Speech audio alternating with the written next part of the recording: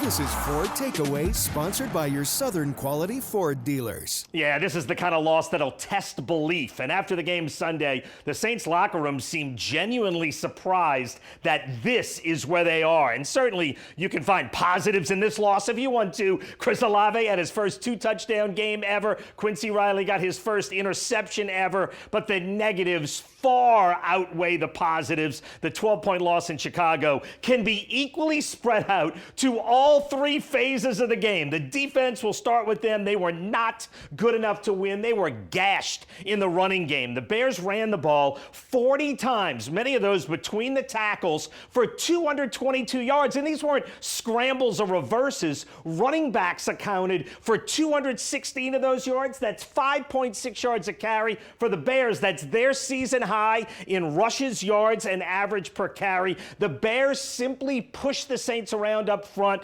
You will rarely win when you give up 200 rushing yards. At number 3, special teams were bad in this game again. Blake Grupe missed another kick while Jake Moody was 4 for 4 for the Bears. On the season, the Saints are hitting 70% of their field goals. That is the worst in the NFL. Opposing teams, meanwhile, are hitting 93% of their kicks against the Saints. The Saints are absolutely getting killed in the field goal game and also getting killed in the punting game. Each team punted 3 times Sunday. The Bears had a 43-yard net average on each kick. Net punting is the total distance minus the return. It's what really matters because it involves the entire punt unit. The Saints had a net of 36-3, meaning they lost 7 yards in every punt exchange. And on the season, the Saints are 30th in the NFL in net punting. Special teams were poor Sunday. They have been poor all season. I saved the offense for number 2.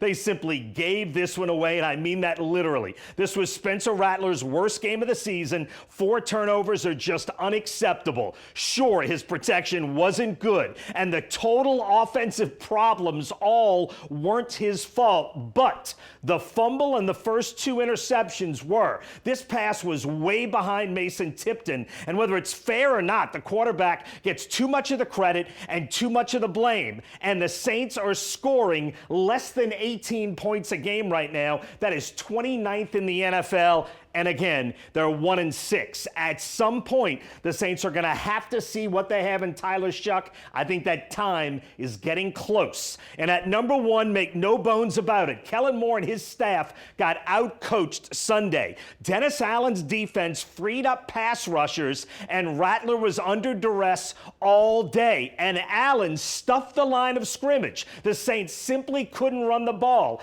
Allen dared Rattler to beat him throwing it, and Rattler couldn't. Dennis Allen's tenure as the Saints head coach was an absolute disaster, but as an assistant, he has a Super Bowl ring from his time with the Saints, and right now, his Bears lead the NFL in takeaways, and he outguessed Kellen Moore all day Sunday. For Moore, all of this is a learning exercise. This season really is playing out the way a lot of people thought it would.